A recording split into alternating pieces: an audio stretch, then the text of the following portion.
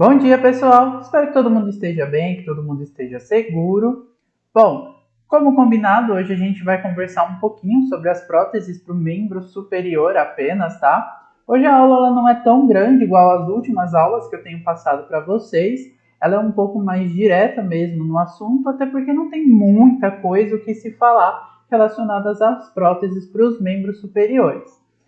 Vocês vão perceber que eu não dei tanto enfoque relacionado ao papel do fisioterapeuta também na parte da protetização em si, porque esses detalhes a gente comenta um pouquinho mais na próxima aula, que ela é relacionada às próteses dos membros inferiores.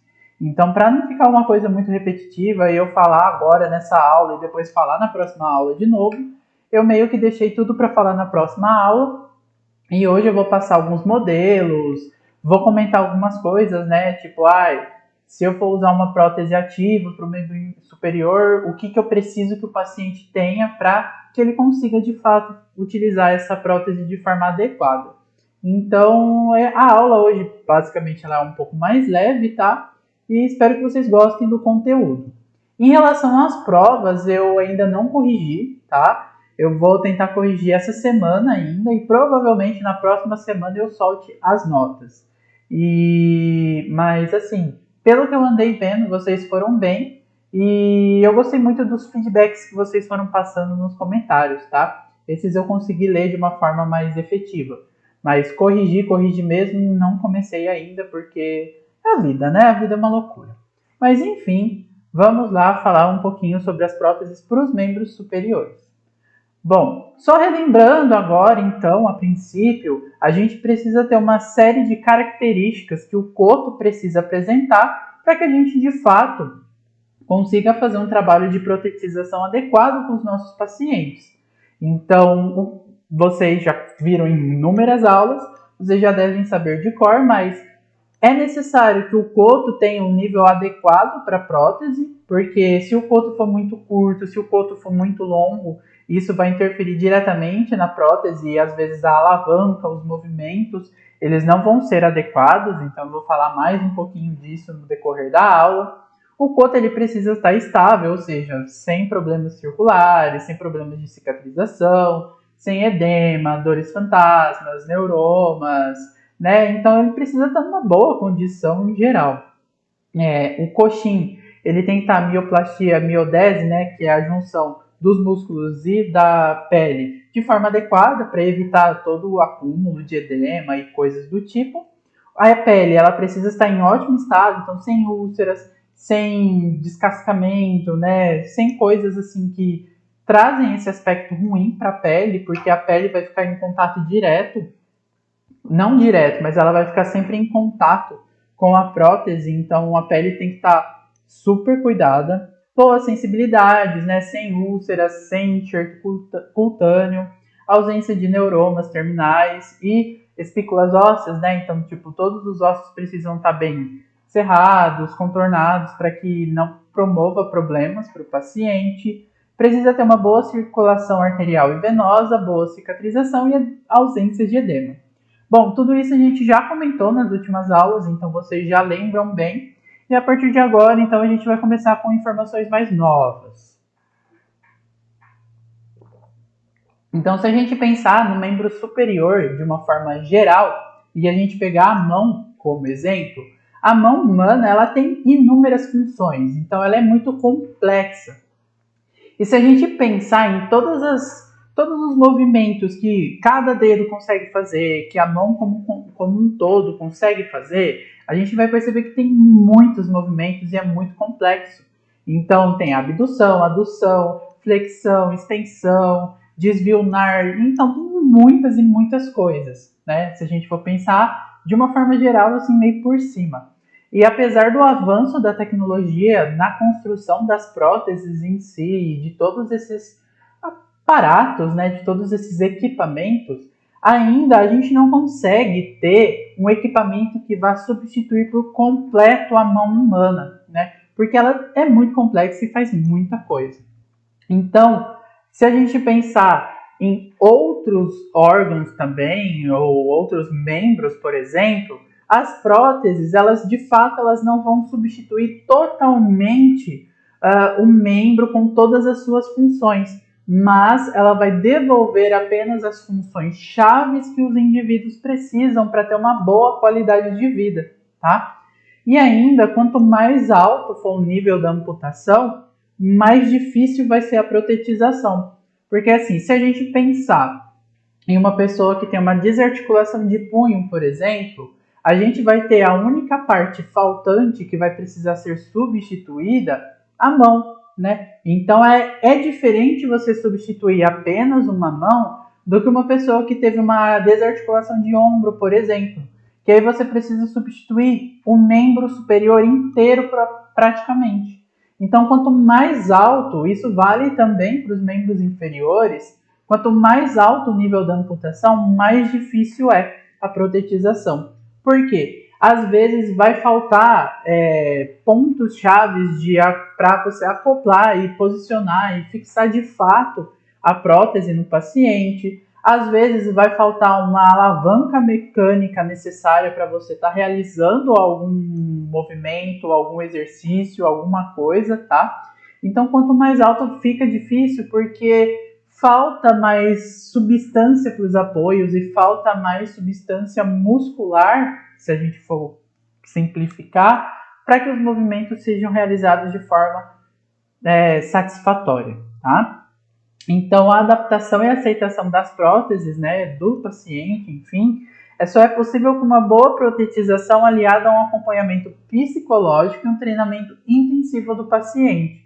Então, é aquilo que a gente já comentou antes, que para uma boa protetização, para uma boa reabilitação efetiva, eficaz e supimpa, a gente precisa de um tratamento multidisciplinar muito grande, porque não é apenas pensando no aspecto físico desse paciente, mas o aspecto psicológico, os apoios sociais e todas essas outras questões influenciam diretamente.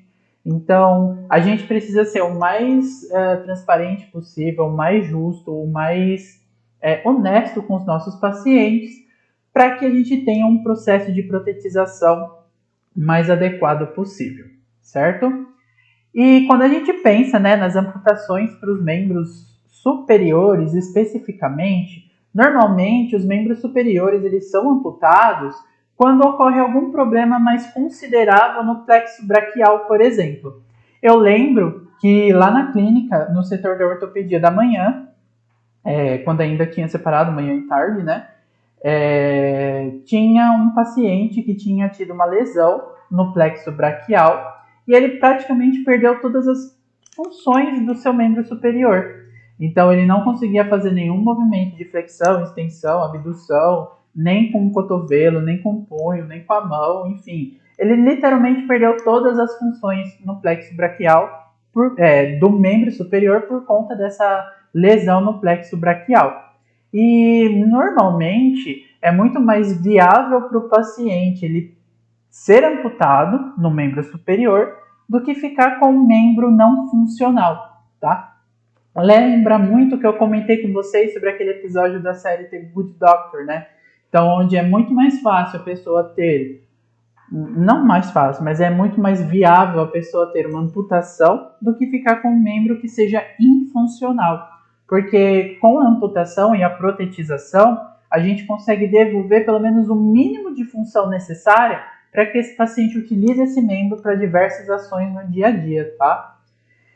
E se a gente comparar, né, as amputações dos membros superiores, elas ocorrem em menor número comparados com os membros inferiores por conta que os membros inferiores, normalmente eles têm esse alto número de amputação por conta dos problemas vasculares. Então, normalmente, quando a gente pensa em doenças vasculares, em problemas que são relacionados à vascular, né?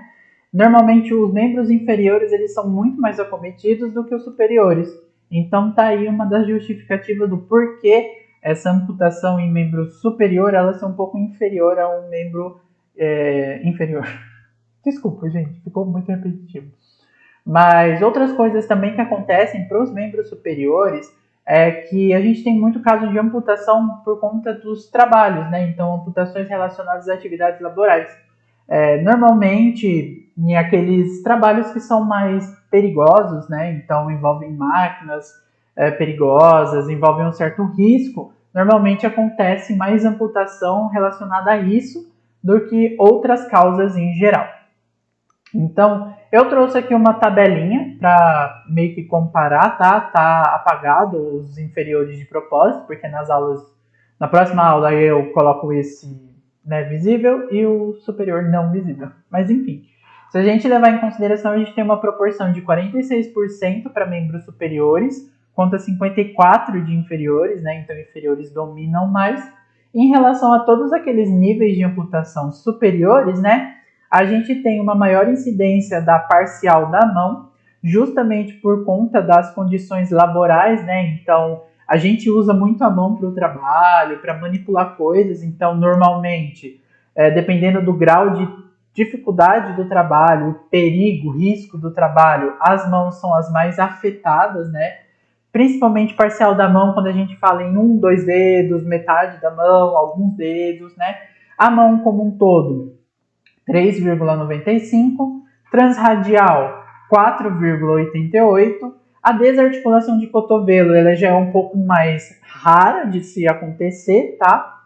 A transhumeral ela tem uma incidência de 7,20 mais ou menos e a desarticulação de ombro de 0,23. Então a desarticulação de cotovelo e de ombro elas são mais raras, digamos assim, relacionados aos outros níveis de amputação de membros superiores, tá?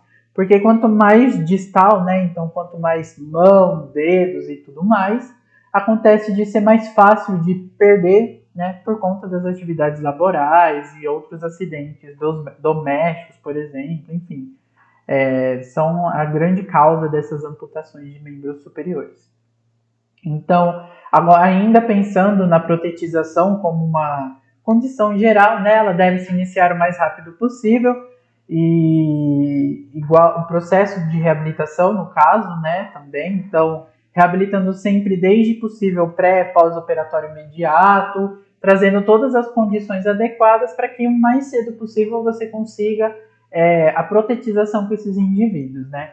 Então, pensando assim, quando eu consigo começar a fazer a protetização com esse indivíduo? A partir do momento que deu, sei lá, 1, 2 meses, a cicatriz já está ótima da amputação, já não tem mais edema, você conseguiu controlar todos aqueles fatores que trazem complicação para o processo de reabilitação, então não tem mais neuroma, não tem mais dor fantasma, a sensibilidade está boa, vascularização está ótima, não tem problema cicatricial, não tem edema, já restabeleceu toda a condição muscular, reequilíbrio, força, já podemos começar o processo de protetização em si, tá? Então, eu não posso passar para vocês que em 2 meses de reabilitação o paciente tem que começar a fazer a protetização, 1 mês, 2 semanas, porque cada paciente é cada paciente.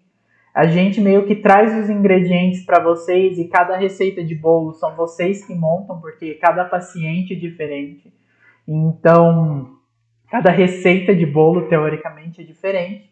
Então, não tem como eu passar 100% de um protocolo para vocês, por mais que protocolos existem, pacientes se encaixem e tudo mais, cada paciente vai ser cada paciente. Então, eu trago para vocês o que a gente precisa fazer e aí vocês pensam um pouco mais em relação à frequência, intensidade, porque com o tempo vocês vão pegando esse feeling com seus pacientes, tá?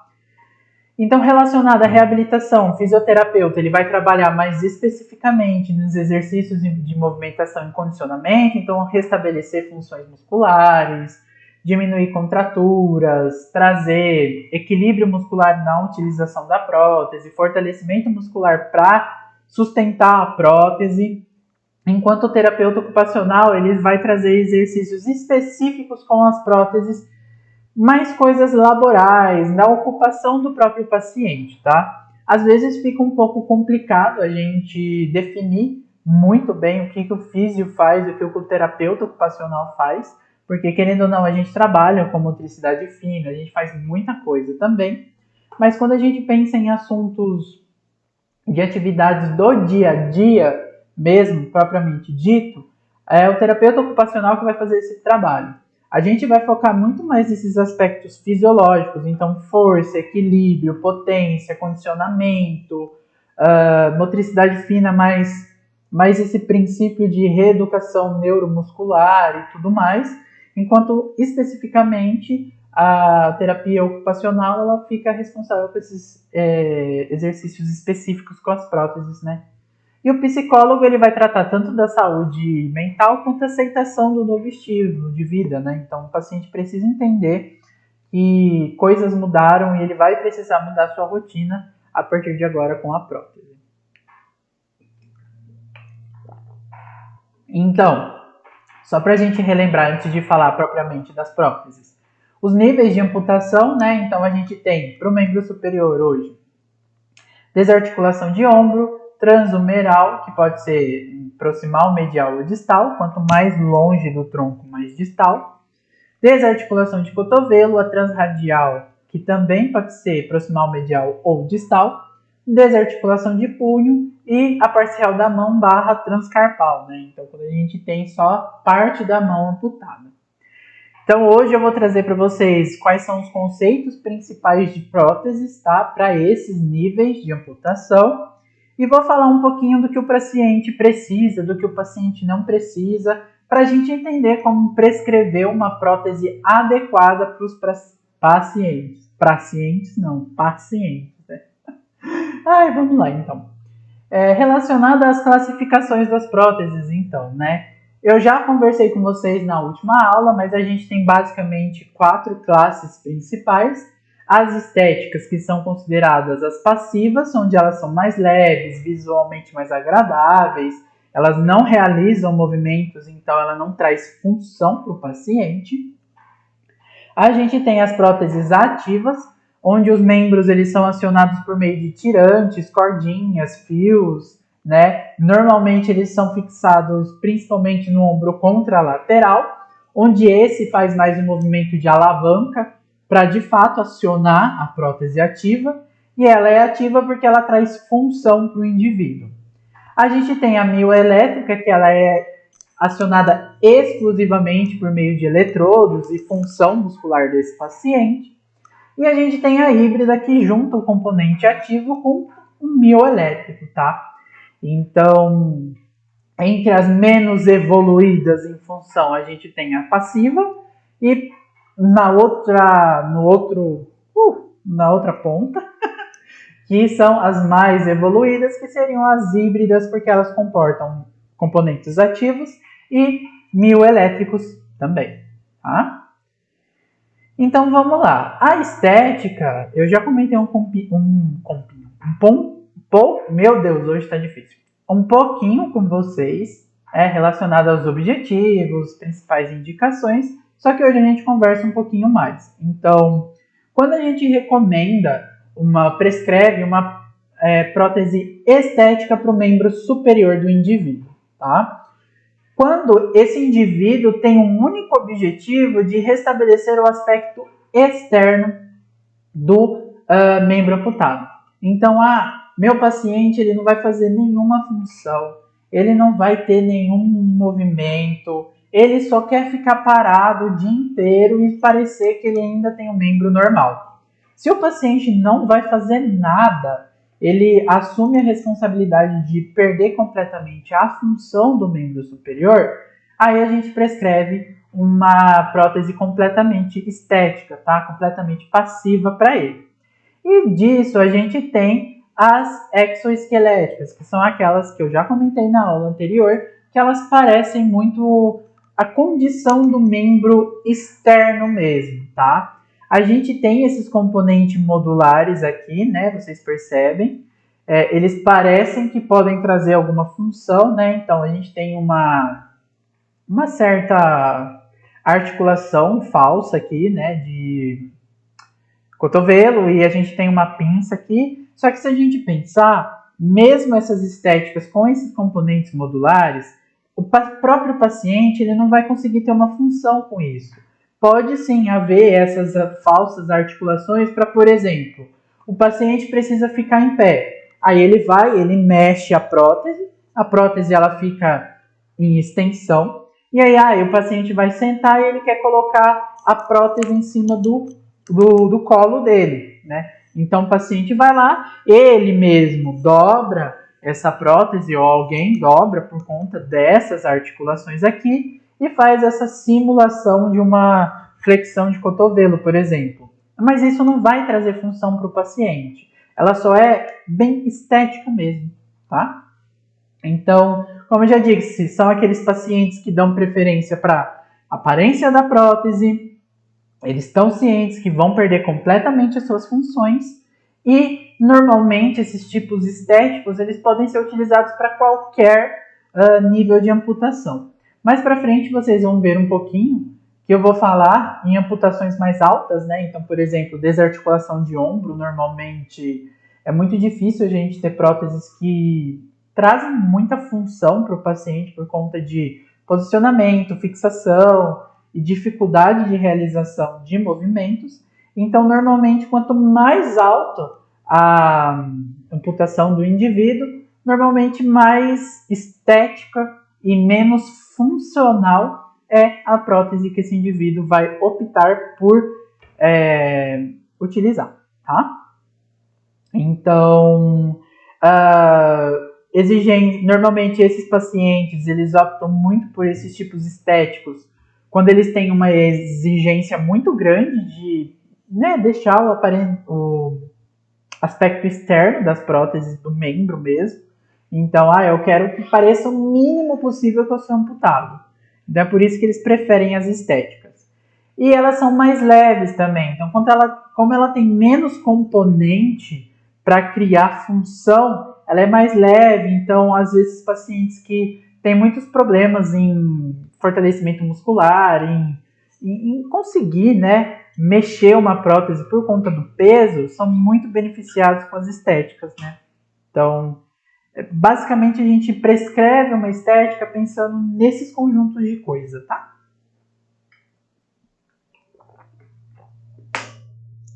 Quando a gente prescreve uma prótese ativa para a pessoa? Quando o paciente vai substituir o membro amputado para ganhar função. Então, é um paciente que está em atividade de trabalho, é um paciente que realiza muitas funções com os membros superiores e ele precisa voltar a realizar pelo menos o mínimo de função possível. Então, a gente vai prescrever uma prótese ativa para esse paciente.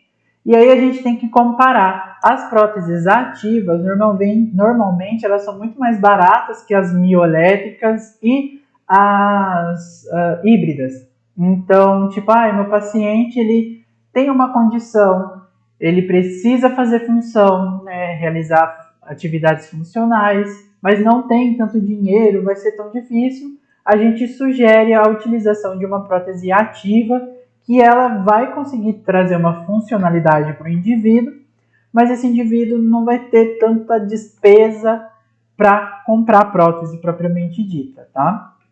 Normalmente, a gente tem esses tirantes, a gente tem fios, a gente tem outras coisas que fazem essas movimentações, né? A gente tem componentes pneumáticos para articulação de cotovelo, por exemplo, que é muito utilizado, essas próteses ativas. E para a gente recomendar as próteses ativas, a gente pode fazer isso para qualquer nível de amputação, exceto para parcial da mão, tá? Porque, teoricamente, é muito difícil a gente ter uma prótese ativa para parcial da mão apenas. Normalmente são mais estéticas mesmo, tá? E eu vou falar um pouquinho mais para frente, porque senão eu falo tudo agora e depois repito lá na frente, aí fica um caos. E quando a gente pensa nas próteses ativas, é necessário um treinamento muscular muito grande com esses pacientes, né? Eu vou falar, mas, meu Deus, a gente precisa de um funcionamento muscular adequado, a gente precisa de uma massa muscular adequada para conseguir fazer os movimentos. Então, se a gente tem aquele paciente que precisa muito ter a sua função restabelecida, mas infelizmente ele não tem uma condição muscular adequada, ele não consegue atingir uma função muscular boa o suficiente para realizar os movimentos com a prótese. Aí não adianta, né? A gente não pode recomendar as próteses ativas, tá? As mioelétricas, elas são mais sensíveis a ponto de controlar a prótese por meio de potenciais elétricos e contrações musculares, tá? Então, a gente coloca eletrodos no... Como fala? A gente coloca eletrodos, a gente tem eletrodos da prótese que a gente coloca em pontos de contração máxima muscular, né, do coto. E a partir daí a gente tem uma série de componentes que eu vou passar um pouquinho mais para frente para vocês, que fazem o entendimento desses potenciais elétricos e de fato fazem as movimentações dessas próteses. Elas são indicadas para todos os níveis de amputação, mas quanto mais complexa é a prótese, mais cara ela vai ser também. Então a gente precisa ponderar muito isso, tá? E por mais que as próteses elas possam ser caras e outras coisas, elas nunca vão realizar completamente todas as funções do membro amputado. Então, às vezes, compensa a gente focar em uma prótese que faça o mínimo de movimento necessário do que a gente gastar tempo elaborando uma prótese ou prescrevendo uma prótese que seja extremamente cara e complexa, mas que no fim vai fazer a mesma coisa, entendeu? E é muito importante uma condição neuromuscular satisfatória para os indivíduos. Então não adianta nada o paciente ter uma massa muscular, mas ele não ter controle neuromuscular ou ele não ter uma contração forte o bastante para conseguir desencadear o clique necessário para a prótese fazer a movimentação. Então, para a gente prescrever as mioelétricas e as híbridas também, e ativas também, né? Enfim, a gente precisa ter, para as ativas, muito controle muscular e força contralateral, basicamente. E para as mioelétricas e híbridas, né, a gente precisa ter, principalmente relacionado ao coto, ao membro residual. Então, se o paciente tem muita força no lado contralateral, é mais fácil a gente trabalhar uma prótese ativa com ele. Se o paciente ele tem muita força em ambos os lados, né, no não amputado e no amputado, a gente trabalha uma prótese híbrida com ele. Agora, se o paciente ele tem uma boa condição no coto, especificamente, mas contralateralmente ele não tem tanta força muscular, a gente trabalha a mioelétrica mais especificamente. Espero que tenha ficado claro isso para vocês. Bom, aqui eu trouxe um exemplo de como a mioelétrica ela funciona, tá? Então a gente tem a prótese aqui, a gente tem a condição neuromuscular, a gente tem vários eletrodos aqui, se vocês verem, onde a gente tem essa contração muscular efetiva. E agora eu vou explicar basicamente como que é o passo a passo de uma pessoa que pensa em abrir e fechar a mão, por exemplo, e como que a prótese processa essa informação para realizar o movimento em questão. Então, inicialmente, é tudo meio que orgânico, tá? Então, os primeiros passos, eles são muito orgânicos, da maneira que normalmente aconteceria. Então, inicialmente, o paciente ele vai pensar em mexer a mão. Quando ele pensa em mexer a mão, né? Então, eu vou mexer a minha mão direita, que é a que foi amputada. Quando ele faz isso, a camada cortical do cérebro, que é especializada nos movimentos, ela vai gerar um impulso nervoso, né? Como vocês sabem, todos os movimentos que o nosso corpo realiza é por meio de potenciais elétricos, impulsos nervosos. E para você mexer uma prótese mioelétrica, nada mais é do que a mesma coisa. Então a prótese ela vai precisar desse impulso elétrico para dar continuidade. Então o paciente vai pensar, vou mexer a minha mão. Então nisso, quando o paciente vai simular esse movimento, o cérebro vai enviar a informação, então o potencial vai sair, ele vai passar pela medula espinhal, né? Então, por todas aquelas características que vocês já aprenderam em neuro, então vai seguir fisiologicamente esse caminho, e aí esse impulso ele vai chegar nos pontos de contração onde normalmente daria início ao movimento, tá? Então, os eletrodos da prótese, eles são fixados exatamente onde o paciente tem um controle muscular muito grande. Então, a contração muscular desse paciente ela é muito potente nesses locais, tá?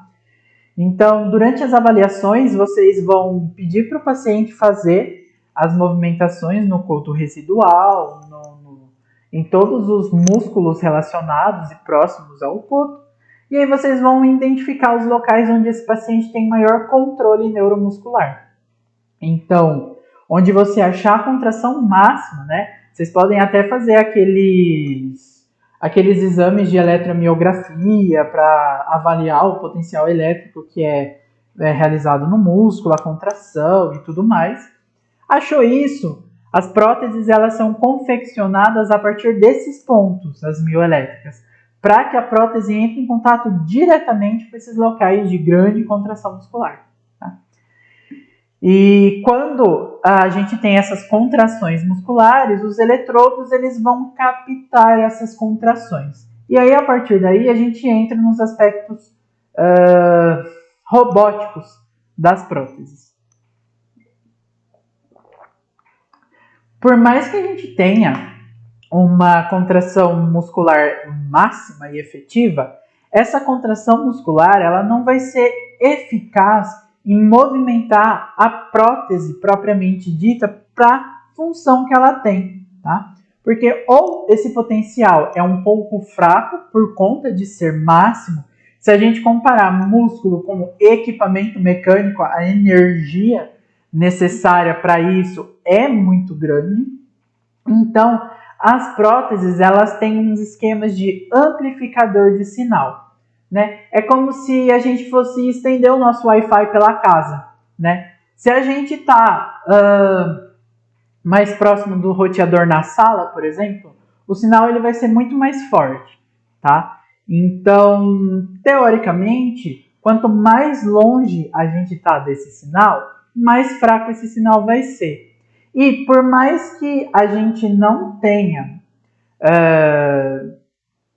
por mais que a prótese ela fique próxima a esses pontos de contração máxima, é como se a gente tivesse várias paredes que fossem impedindo a dissipação do sinal.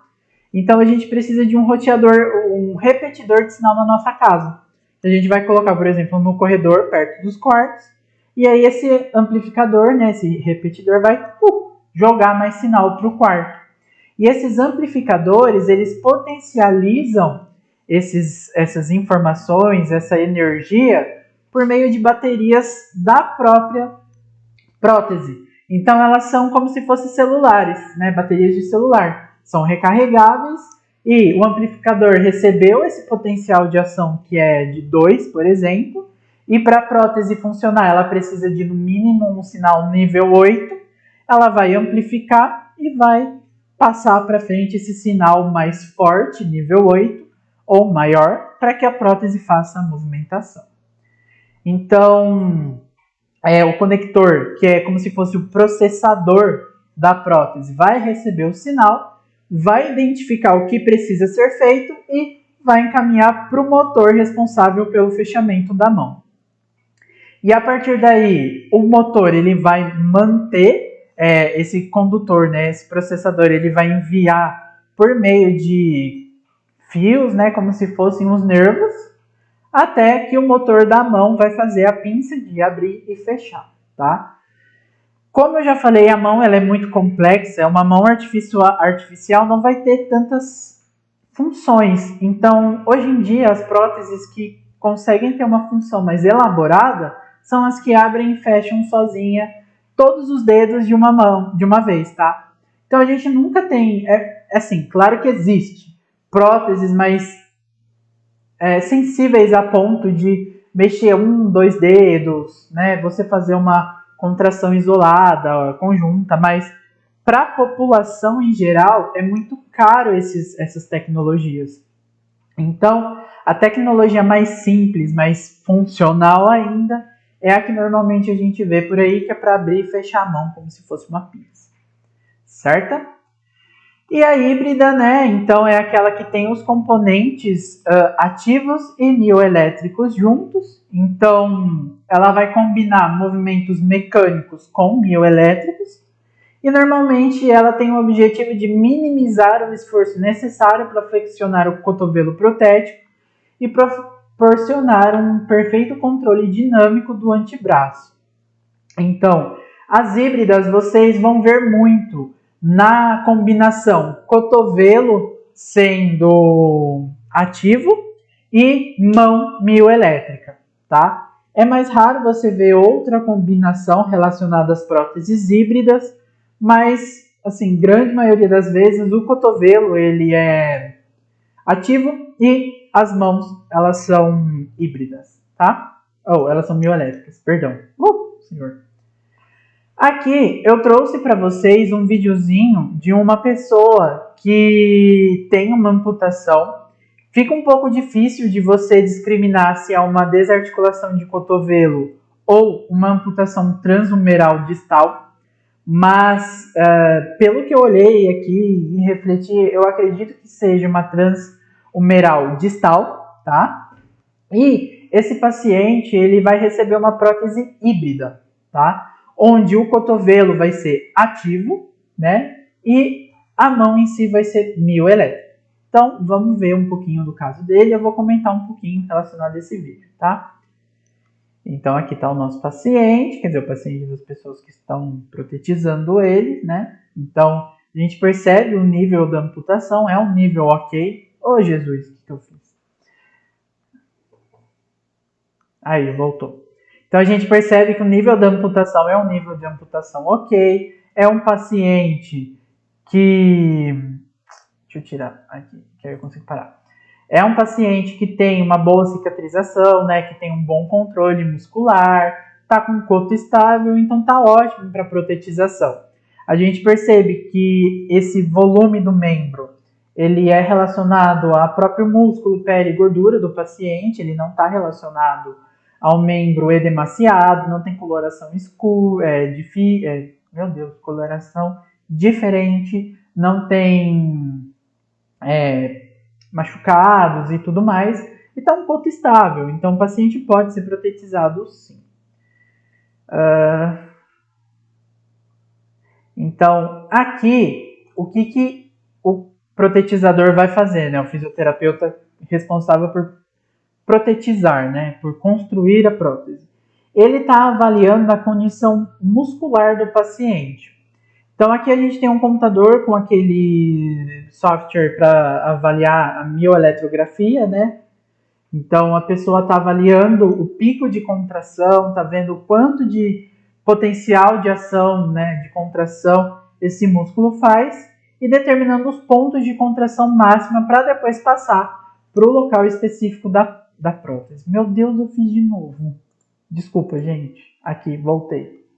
Então, o cara está procurando aqui o ponto de contração e o paciente ele faz a contração, né? Você percebe que o paciente está contraindo o coto residual e a partir daí, se vocês olharem para cá, para a tela, a prótese, né? Ela vai mexer por conta dessa contração muscular. Então, querendo ou não, a condição neuromuscular desse paciente é adequada para você conseguir fazer uma prótese híbrida de contração muscular, tá? Então, nada mais é do que você contrair a musculatura restante, né, do coto, a prótese faz o processamento e tudo mais, e aí ela entende que é para contrair. Então, a partir de agora, ele está fazendo a construção da base da prótese propriamente dita, então tira as medidas, faz todo o desenho, né? Então, alinhamento. Se vocês olharem para cá, ó, a gente tem os tirantes que são utilizados tanto para fixação da prótese, como também depois, mais para frente, vocês vão ver que eles são necessários para movimentação ativa, né, do paciente. Eu ia fazer errado de novo. Aí. E aí é uma série de ajustes, né, alinhamentos, para deixar tudo corretamente para o paciente conseguir utilizar a prótese. Aí, ó, pessoal, não sei se vocês estão enxergando também, aí tem as fixações dos fios, tá? Para fazer a parte da prótese ativa, tá? Então esses fios são os fios de movimentação da prótese ativa. E a gente tem a confecção da articulação do cotovelo aqui, artificialmente, né? Então tá aí pra gente ver que de fato é uma transhumeral. E a gente tem todos os aspectos mecânicos e elétricos da prótese em si, tá? Então aqui só para terminar os ajustes, né? Então a primeira prova, então a gente tem os tirantes da movimentação das próteses ativas, a gente tem os fios de movimentação, tá? Agora o paciente ele vai fazer uma movimentação. Oh, Jesus, tá difícil hoje, hein? Desculpa, pessoal. Aí o paciente vai fazer a movimentação para teste, né? Para ver se está tudo certinho. Então ele vai pensar em abrir a mão e fechar a mão. Ele contrai a musculatura e a partir daí a prótese ela vai abrir e fechar, tá? E aí é interessante que, se vocês perceberem, né? Vocês perceberam que o cotovelo mexeu. Normalmente esses cotovelos, as articulações de cotovelo principalmente, têm componentes pneumáticos. Então, o paciente agora, vocês vão ver, ele vai fazer a movimentação de tranco, né? Ele vai dar um tranco no corpo, para essa prótese ficar travada na posição de flexão de cotovelo. E quando ele quer relaxar, ele apenas relaxa a musculatura aqui em cima, e aí tira essa tensão desse componente, e aí ele faz a extensão, tá? Quer ver? Então ele vai, ó, ele puxa, tá? Então ele trava mecanicamente, por isso ativa, o próprio paciente fez isso. E aí ele vai para abrir e fechar a mão. É um componente mioelétrico, porque ele não gastou, de certa forma, a energia para abrir e fechar a mão. Ele só contraiu a musculatura, mas quem fez isso foi a prótese em geral. Só que para o cotovelo foi o próprio corpo dele fazendo o movimento, tá? Então aí a gente tem mais algumas vistas, né? Então ele travando para fazer a movimentação. Percebem na posição corporal dele aqui em cima para travar esse cotovelo. Aí ele abrindo e fechando e transportando os equipamentos com a prótese mioelétrica funcionando, tá? É muito incrível, né, gente? É muito legal. De verdade, é bem legal isso. Vou voltar aqui. Aí. Pensando nos componentes propriamente da prótese agora, tá? A gente tem o encaixe da prótese. O que é o encaixe da prótese? Nada mais é do que a peça que vai fazer a união entre o corpo do paciente e o restante da prótese propriamente dita. Então, nada mais é do que o local onde o coto do paciente vai ficar acoplado, vai ficar realizando a descarga de peso, né? Então, é um ponto principal onde a gente precisa ter alguns cuidados relacionados a esse equipamento, né? Então, a gente precisa se atentar à condição muscular do coto, às saliências ósseas, né? Cicatrizes sensíveis, defeitos na pele, neuroma, porque é como se o coto ele tivesse todo o contato com esse encaixe. Porque quando a gente pensa no encaixe de uma prótese, o coto ele precisa ficar 100% encaixado na prótese. Eu não posso ter um coto que fica, por exemplo, muito pequeno dentro de uma prótese muito grande e ele fica meio que balançando. Ou eu não posso ter um coto muito imenso, muito volumoso, que nem encaixa direito na prótese. É como se você colocasse um tênis. Você não vai comprar um tênis muito pequeno a ponto do seu pé nem entrar dentro do tênis. E você também não vai comprar um tênis muito grande a nível do seu pé ficar literalmente sambando dentro do tênis ou o tênis saindo toda hora do pé quando você vai caminhar. Você sempre opta por comprar um tênis que caiba perfeitamente no seu pé. não fique nem muito grande, nem muito pequeno ou muito apertado, mas que fique confortável. Então, o encaixe e o coto precisam estar confortáveis entre si. Então, o coto precisa estar confortável dentro do encaixe e o encaixe precisa estar confortável em cima do coto. Fica um pouco confuso, mas eu acho que deu para entender, tá?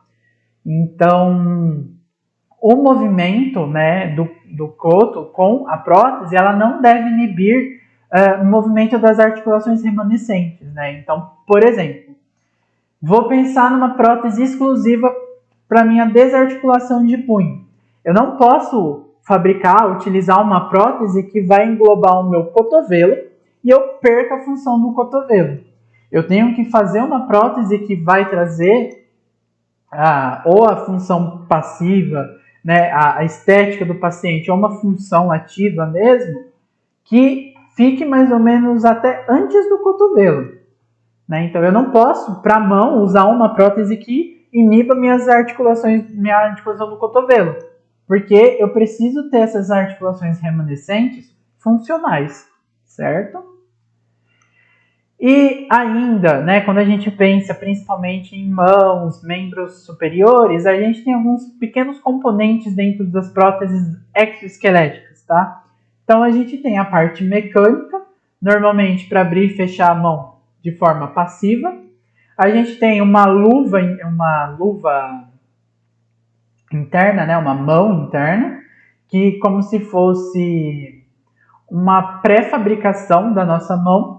E depois a gente tem a luva cosmética, que aí sim ela vai trazer aspectos mais relacionados aos padrões estéticos mesmo, tá? Enquanto essas duas pegam mais a estrutura, a C, né, que é a luva cosmética, ela tenta mais trazer essa cara estética, mais bonita, digamos assim, tá? E agora, finalmente, chegando nas partes de próteses para os membros superiores de fato. Então, indo de baixo para cima, né, para as próteses para dedos, né, e amputações parciais da mão. Normalmente, em caso de perda parcial dos dedos, normalmente eles são substituídos por dedos artificiais mais simples, tá? Mais voltados à estética mesmo. E se o nível da amputação ele for um pouquinho mais alto, a gente pode adaptar uma mão cosmética inteira, né? Aí, uma luva cosmética, ela cobre a mão inteira e é utilizado para fixação da mão ao antebraço. Então, se a gente pensar em parciais, onde eu preciso ter uma mão sintética maior, né, mais elaborada, normalmente a prótese ela vai ser fixada no punho, só que não tirando a função que tem do punho, né? E normalmente o pessoal que tem amputação parcial de mão, parcial de dedos, né? Coisas mais simples, digamos assim, onde a gente tem ainda membros participantes da mão restante, elas optam por uma prótese mais estética, porque é mais complicado você fazer próteses ativas para os dedos, propriamente dito. Então a estética ela funciona muito bem, até porque justamente na mão são locais onde normalmente as pessoas reparam muito, e a estética, né, ela consegue trabalhar de forma assim muito tranquila. A forma, a cor e a estrutura para trazer um aspecto mais natural para a mão, né? Então, por exemplo, aqui a gente tem para parcial do dedo, né? A gente tem a confecção dos dedos só. Então, a gente pode ter próteses sendo fixadas parcialmente na mão com 1, 2 dedos, ou a gente pode ter uma prótese mais artificial da mão inteira, propriamente dita, né? Então, ó, aqui a gente tem da mão inteira que vai ser fixada aqui no punho, mas como ela é maleável, ela não traz diminuição da função do punho, né? Não prejudica essa função. Então, as mãos elas podem ser fixadas no punho quando elas são estéticas e não trazem problemas para a articulação. Quando é parcial de dedo, né? Então, por exemplo, essa paciente ela tem aqui o dedão só para ser colocado, né? Então, você percebe, ó, que ela veste essa luvinha, aqui também no punho, parece muito com a mão dela, né? E não perde a movimentação do punho. Aqui a gente tem para 2 dedos apenas, então a gente tem uma mão mais completinha, onde os 2 dedos residuais do paciente são encaixados, similares a esse aqui, só que esse aqui tem mais dedos confeccionados e tem um aspecto muito, muito, muito parecido com a mão mesmo, né? Então, para a parcial da mão, a gente tem as ativas também, só que as ativas elas são bem limitadas. Então, a gente tem essa ativa que parece muito um gancho mesmo, tá? Então, o paciente tem a movimentação de flexão e extensão do punho. A mão, a prótese, ela é adaptada para conseguir suportar esse movimento e trazer a função, né? Então, essa parte de baixo aqui do dedão propriamente dito, ela é super fixa, como se ela sempre ficasse nessa posição. E aí o paciente faz a flexão e a extensão do membro residual para mexer a parte de cima e aí meio que fazer isso aqui, ó, sabe? Então essa parte fica sempre fechada e o paciente mexe a parte de cima. Então vamos supor que ele quer pegar uma garrafa. Ele coloca na parte de baixo, ele fecha com a parte de cima e fica contraindo para segurar a garrafa, tá? E aí é uma prótese bem mais rústica, digamos assim, tá? Traz função, mas ela não é tão sofisticada a ponto de ser igual uma mioelétrica, por exemplo. Mas é uma alternativa de trazer uma certa função para o paciente com um gasto muito menos elevado, de fato, tá? Para próteses para desarticulação de punho, né? Então, em caso de uma desarticulação de punho, o coto é relativamente longo, né? Então, há cotos que podem ser um pouco mais largos na região distal ou menos largos, mas normalmente são mais largos por conta da cabeça da fíbula e do processo estiloide do rádio, que normalmente devem ser mantidos, tá? E isso, quando é mantido, então quando o coto da desarticulação de punho ela é mais larga, ela tem essas estruturas mantidas, é muito mais fácil para a gente ter uma boa adaptação e uma boa fixação de prótese, tá? Porque a gente vai ter estruturas sólidas o bastante para fixar essa prótese. E pensando nas características, nas classes das próteses, as estéticas elas são mais leves, né? Mas são limitadas à função, então o paciente vai ter a restauração estética apenas da mão. A ativa, que normalmente é acionada por cabos de tração, né, os famosos tirantes que vocês já viram, ela traz uma certa função para o paciente, mas ainda um pouco mais limitada. E a mioelétrica ela é muito mais funcional. Tá? Então a estética, como eu já disse, a gente tem a confecção mais parecida da mão em geral, tá? Aqui a gente percebe esse coto, ele é bem largo, porque tem todas as estruturas mantidas. Esse coto ele é mais afunilado, né? Então, provavelmente teve como fala? Um tratamento mais efetivo para controle ósseo disso, tá? E essa aqui, ela já tem essas estruturas melhores, né? E normalmente as estéticas só vão trazer de volta a forma da mão mesmo, tá? Aqui a gente tem uma outra estética que ela é mais diferente construída, né? Então ela é um pouco mais rígida. A gente tem, se vocês notarem aqui, a gente tem um acompanhamento da própria prótese para a movimentação de prono supino, tá? Só que ela ainda não traz função para o paciente. O paciente pode, às vezes, colocar uma sacola, um pano na frente, mas é só apoio, não é uma função propriamente dita, tá? Já a ativa, a gente tem esses cabos de movimentação, tá? Então aqui a gente tem os cabinhos, A gente tem os tirantes, que são fixados no membro contralateral, principalmente no ombro. E a partir daí o paciente faz a movimentação.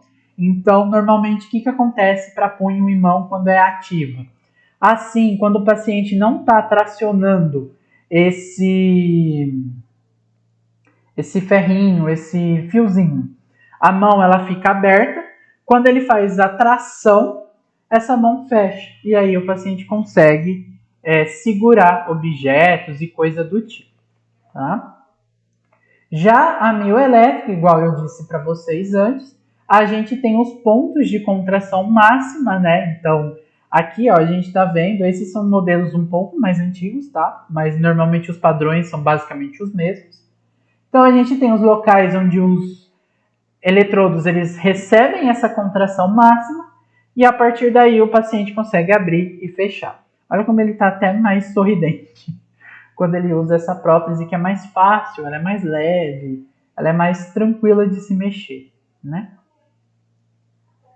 Já para as próteses de amputação transradial, geralmente em terço médio, distal, o coto ele apresenta uma alavanca razoável, tá? Porque permanecem alguns movimentos residuais, tipo prono, supino. Quanto mais distante quanto mais distal, mais alavanca muscular esse membro vai ter. Então é muito mais fácil você mexer as próteses por conta disso, né? E normalmente, quando a gente tem essas próteses transradiais, a fixação elas são feitas acima dos epicôndilos.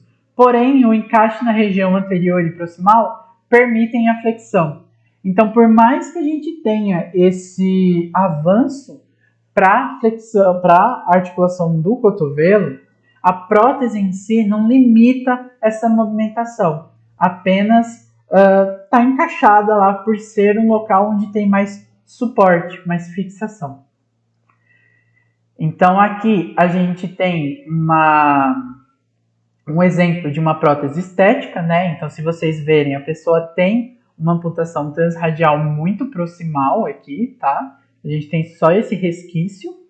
A gente tem a fixação acima dos epicôndilos, porque é muito mais fácil você fixar nessas estruturas. E a gente tem a confecção da luva cosmética, que teoricamente traz esse aspecto bem externo mesmo do membro amputado. A ativa, novamente, envolve, né, os tirantes, envolvem esses fios para tração e tudo mais. E aí a gente percebe as movimentações, ó. Então a gente tem a função, é como se fosse a estrutura mecânica aqui embaixo, e a gente tem a luva cosmética para simular essa mão completa, né? E aí, novamente, ela é fixada aqui em cima dos epicôndilos, mas não impede a flexão e extensão do cotovelo. As mioelétricas, elas são basicamente idênticas à que eu mostrei anteriormente, tá? Só que os padrões de contração muscular, os locais dos eletrodos, eles mudam um pouco, né? Então, normalmente as mioelétricas, elas acabam sendo um pouquinho mais altas, relacionadas aos locais de fixação para conseguir encontrar a contração muscular, ou dependendo do nível de amputação, quando é um pouco mais distal, radialmente falando, os eletrodos eles ficam mais internos na prótese, tá? E normalmente o pinçamento ele é controlado pelas mioelétricas, tá? Geralmente o movimento de prono supino ele pode ser ativo ou passivo, né? Então são aquelas que o paciente com a outra mão faz o prono supino, ou ele tensiona algumas cordinhas e tirantes aqui em cima e a própria prótese faz o movimento de prono supino, ou algumas próteses elas fazem esse movimento relacionados à contração muscular da mioelétrica, mas muito raramente, tá? Então aqui a gente tem uma prótese mioelétrica, onde o paciente tem um coto mais distal, né, da transradial, e aí a gente tem todos os aparatos mecânicos e mioelétricos, e a partir da contração do paciente, esse paciente consegue realizar essa contração. Já para desarticulação de cotovelo, é um nível de amputação mais raro, né? Assim como a amputação transtibial, ela também apresenta uma boa alavanca mecânica. Por quê? Teoricamente, a gente tem mais conservação de músculo, né? Os músculos são mais conservados, eles conseguem ser melhor inseridos, né? Insercidos depois, né? As inserções são melhores. E aí a gente tem uma alavanca mecânica muito melhor, tá? Existe a presença dos epicôndilos, que facilita muito a fixação. E normalmente essas próteses elas tendem a ser híbridas, né? Então traz mais função para o paciente. Então aqui a gente tem um exemplo de prótese estética, tá? Então, como eu disse, ela faz a movimentação mais passivamente e o paciente tem esse aspecto externo mais parecido com o que já foi ou como é o membro contralateral. A ativa, a gente tem os tirantes e as cordinhas para fazer a movimentação. Então, sempre que o paciente vai fazer essa movimentação, ele traciona as cordas e mexe o membro também para tensionar, fazer a tração e a contração. A movimentação, no caso, né? Perdão. E as híbridas, onde a gente tem os tirantes e a gente tem os componentes mioelétricos, né? Então, se vocês observarem aqui, o paciente ele perdeu uma boa quantidade do bíceps, tá? Normalmente o bíceps ele é um pouquinho mais longo, mas para fixar melhor o bíceps desse paciente, acabou sendo fixado um pouquinho mais acima aqui. Então, se vocês notarem, o nível de contração muscular ele é muito mais alto aqui, tá? E até o cotovelo ele passa um pouco, né? E os componentes mioelétricos eles foram acoplados onde tinha maior contração muscular, né? Então, o tirante ele faz esse movimento de contração de flexão do cotovelo e o eletrodo ele faz os movimentos da mão de pinça, de abrir e fechar, tá? Transnumeral, eles têm os 3 níveis de amputação, então, distal, medial e proximal. Níveis médios e distais são considerados bons para o controle da prótese por conta de maior controle neuromuscular, maior estabilidade, fixação. Níveis proximais são muito difíceis de fixar as próteses, então as fixações ocorrem mais no acrômio do paciente, tá? E normalmente em todas as próteses a fixação ela é feita por encaixe e pelo auxílio de tirantes, né? Então, novamente, as próteses estéticas, né, que vão parecer muito com a condição externa do paciente. Então a gente tem encaixe, os componentes modulares, mas que não fazem função, são só passivos. Então aqui está dentro e aqui está fora, né? Parece muito o membro do paciente, literalmente. E a gente tem a ativa, que tem os tirantes, as cordinhas de tensão e todas as movimentações, tá? E o próprio paciente precisa fazer a movimentação disso. E a mioelétrica, né? Que ela é as híbridas no caso, né? Que eu coloquei errado, perdão. Não, minto. Essa aqui é a mioelétrica mesmo, porque esse tirante ele só está fazendo o papel de fixação, ele não faz o movimento, tá? Aqui é só a fixação mesmo, porque quanto mais alta é mais difícil fixar a prótese no paciente propriamente dito. E, né, os tirantes apenas para fixação, e aí os eletrodos, não sei se vocês conseguem ver aqui, e o paciente fazendo a movimentação, tá?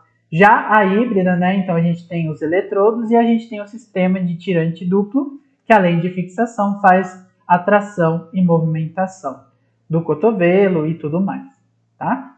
Agora, por fim, a desarticulação de ombro, né? Ela é difícil de protetizar devido à ausência da alavanca, né? Então, quando a gente tem um resquício ainda do coto em determinados locais do membro superior, a gente tem uma alavanca mecânica ainda aceitável. Já quando a gente tem a desarticulação do ombro, essa alavanca já é perdida. Normalmente, os controles do movimento das próteses e tudo mais, elas são realizadas a partir da escápula, então o paciente precisa ter um controle muito forte da escápula, muito grande, para realizar os movimentos, né? Além do membro contralateral, né? Em todas as próteses, a fixação é feita pelo encaixe e auxílio de tirantes, então, enquanto vocês viram em amputações mais distais do membro, a gente podia ter prótese só no coto, sem tirante, nada, só que quanto mais alta elas vão ficando, mais tirantes a gente precisa para, de fato, fixar essa prótese no paciente, tá? E para esse nível de amputação, as próteses estéticas elas são mais interessantes porque ela tem menos peso, né? Então, se a gente pensar numa prótese funcional, quanto mais componente para mexer, para funcionar, mais pesada vai ser essa prótese, mais difícil vai ser essa prótese para o paciente manipular. E as estéticas elas são mais simples, tá? Elas vão ser fixadas de uma forma melhor e elas vão ter o peso reduzido, né? Então, a partir daí, as estéticas são mais recomendadas. E, para esse tipo de amputação, as próteses funcionais, elas têm um alto índice de abandono, porque são mais difíceis de manusear. Igual eu falei, normalmente o controle é por meio da escápula, a gente precisa de pacientes com maior controle, o peso é maior também, então é mais difícil para eles manterem um processo da reabilitação e, de fato, usar a prótese a longo prazo, porque é mais cansativo o processo. Então, quanto mais alta a função, a amputação, mais fácil você recomendar para o paciente uma prótese estética, uma prótese passiva, tá? Eu conheço uma pessoa em Regente, né, que é a minha cidade, ele tem essa amputação a nível do ombro, então ele tem uma desarticulação de ombro. Ele já é um senhorzinho de idade e nunca utilizou prótese, porque é muito difícil, tá, o processo de protetização para esses níveis de amputação. E em caso de amputação interotóraco-escapular, né, que vai remover a escápula e a clavícula também, é um pouco mais raro, mas a protetização é muito mais difícil porque vai faltar muitas estruturas para apoiar a prótese, né? Então, a prótese estética ela é assim, 100% recomendada. Ela é até construída com estruturas a mais para fixação, porque o paciente de fato não vai conseguir ter função, porque não dá, é muito difícil, tá? Então, para desarticulação de ombro, a gente tem as estéticas, não são funcionais, tem a prótese modular e o revestimento cosmético, mas são passivas. Então, aqui a gente tem a desarticulação, o paciente colocando, a gente percebe que o paciente tem um baita desvio da coluna, né, por conta de compensações e desequilíbrio muscular também. Então, são coisas que a gente precisa avaliar. Até aqui, ó, quando ele coloca o outro membro, que dá para comparar melhor, a gente percebe esse desvio, tá? A ativa é complicado, mas é possível de ser realizada, né? Então o paciente precisa ter muita força, muito controle. A gente percebe os tirantes, os fiozinhos, né? E a híbrida, onde o encaixe com os mioelétricos, os eletrodos, eles ficam aqui no ombro mesmo, né? Então o paciente precisa ter um controle muscular muito específico para desencadear o potencial para a prótese mexer. E aí a gente tem o sistema de tirantes para fixação, né, e movimentação do cotovelo, por exemplo. Essa daqui ela é um modelo um pouquinho mais sofisticado e normalmente a flexão e extensão do cotovelo, ela também é realizada, como fala, de forma mioelétrica, tá? Por mais que tenham esses tirantes também. Tratamento na fase na fase protética, né? Então, os objetivos do fisioterapeuta, eles vão variar muito, né? Então, a gente precisa levar em consideração, de fato, o que o paciente tem, né? E como que o paciente vai progredir. Mas, basicamente, como a gente trata o paciente na fase protética a gente avalia a condição neuromuscular desse paciente, Se o paciente quer uma prótese híbrida ou uma prótese mioelétrica, a gente foca em trazer função muscular para esse paciente. Então, o paciente precisa trabalhar fortalecimento, equilíbrio muscular, tanto lateral como contralateralmente. Se o paciente vai fazer a utilização de uma prótese mais pesada, a gente trabalha o condicionamento físico com esse paciente, a gente trabalha o fortalecimento muscular geral com esse paciente para conseguir sustentar o peso da prótese, tá? E a gente faz correções de alinhamento com o paciente, quando o paciente está utilizando a prótese. Então, o paciente coloca a prótese, a gente avalia a postura do paciente, faz tratamento de reequilíbrio muscular em outros músculos que não estejam relacionados aos membros superiores, por exemplo. Faz trabalho de alongamento, diminuição de contraturas, inspeção do coto, tá? Tudo isso eu falo um pouquinho mais na próxima aula, tá bom? Em relação às próteses para os membros superiores, era isso, pessoal. Espero que vocês tenham gostado da aula, pelo menos um pouquinho. Eu sei que o conteúdo ele parece um pouco repetitivo agora no final, porque basicamente a gente tem as próteses híbridas, estéticas ou mioelétricas. E basicamente para todos os níveis elas se parecem muito, tá? Mas quando eu escolho, o que eu quero que vocês levem da aula de hoje? Quando eu escolho uma prótese passiva, estética para o meu paciente, quando ele não quer ter função, ele não precisa de função, quando ele se preocupa demais com os aspectos estéticos da prótese e quando os níveis são mais distais, como por exemplo parcial da mão ou mão, principalmente. Mas isso também essa coisa de relacionado à dificuldade de função, peso e tudo mais, é relacionado à desarticulação de ombro também. Então, voltando, esquece um pouco que eu falei que eu compliquei um pouco. Próteses ativas estéticas. Quando o paciente ele renuncia à função, quando o paciente ele não tem condição muscular necessária, quando o paciente se preocupa demais com os aspectos externos das próteses e em casos específicos de normalmente parcial da mão ou desarticulação de punho e desarticulação de ombro. Quando eu escolho as próteses ativas, quando o paciente precisa realizar função, quando o paciente ele não se preocupa muito com o aspecto geral da prótese e também quando esse paciente tem uma condição muscular do coto e contralateralmente super tranquila de se mexer, tá?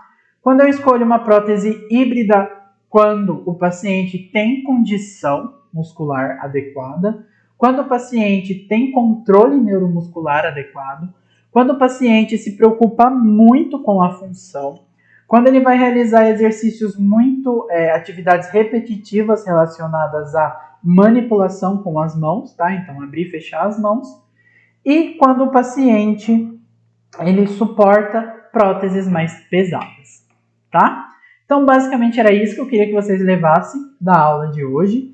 Se vocês tiverem alguma dúvida, é só deixar no formulário e qualquer coisa é só entrar em contato, pessoal. A aula hoje eu acho que não foi tão comprida, 1h15, estou diminuindo. E a gente se vê semana que vem, provavelmente eu solto a correção da prova e as notas, tá bom? É isso, pessoal. Até mais.